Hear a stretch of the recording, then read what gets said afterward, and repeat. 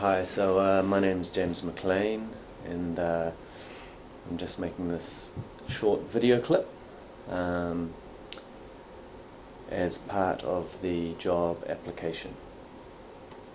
What I'm going to do, I've got my laptop here and I'm just going to run through my curriculum vitae and talk a little bit about myself and my teaching experience. Well, as you know from my application, I'm a New Zealander, born 10th of the 9th 1974, which makes me 34 years old. I hold a New Zealand passport. I went to school in New Zealand, also went to university in New Zealand, in Wellington, which is the capital city of New Zealand. At university I studied BA LLB, so my bachelor's was in English literature and philosophy, and I also have a law degree and am qualified to practice as a lawyer over there in New Zealand. Immediately finishing my university period, I left, despite the fact I had a job organised in a law firm. I left the country and went travelling. At first I went to Japan and taught on the JET program for several years, where I was team teaching, so there's a Japanese teacher in the classroom with you. I had a great experience in Japan. I enjoyed the culture. Obviously Japan has quite a sophisticated culture. Cuisine wise, I love sushi and sashimi and that type of thing. Yeah, and I just had a good few years over there in Japan. Japanese people are nice, courteous, hospitable, and very good to work with as well. I was teaching in a junior high school there. Also in Japan, as I've often done in my time in different countries, I taught private English classes at night. Those classes were made up primarily of businessmen, but also university students and different private students.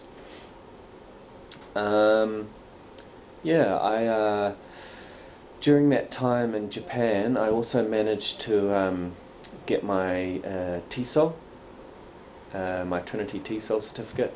The Japanese government, as part of the JET program, they encourage teachers to go and upskill with extra kind of supplementary certificates or training courses in order to keep the teachers abreast of latest educational development and just to further their careers. It's one of the things that the Japanese government encourages when you're over there on the program.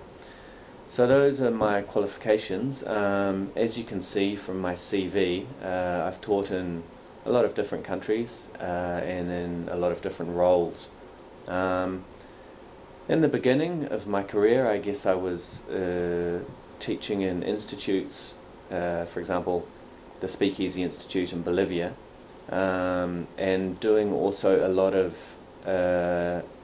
in-company teaching, where institutes would farm me out to various companies. For example, in Bolivia I was teaching in Telefonica, the phone company, also the French water company over there.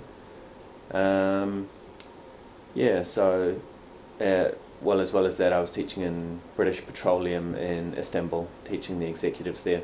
And I've always had good experiences doing in-company teaching, as well as the university students and the younger age groups that I've taught.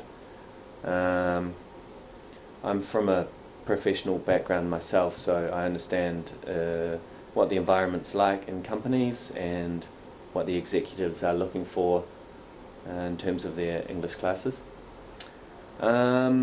More recently, I've moved towards teacher training myself, and as you can see from my Artisan College reference, I've done a year online teacher training, which has just involved taking teachers through their teacher training, including specialist courses like teaching large groups, accent reduction, things like that. And with the Artisan College, they are Canadian government certified, so at the end of the course, students that I've trained are presented with their TESOL certificates, which are certified by the Canadian government. Also, at different times, I've been in charge of developing exams. Excuse me, my computer just went into hibernation mode. Developing exams, and at the moment, for example, now teaching in Kuwait, there's a lot of emphasis on CALL, the computer-assisted language learning. So the students, having done their 6 weeks of English classes, these are students who are about to go and teach in the petroleum company, they sit BULATS exams, the computer-based version of BULATS.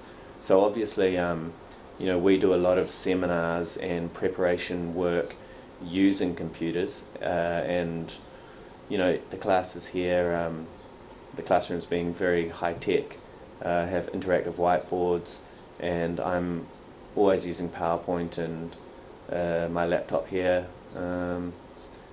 projector hookups.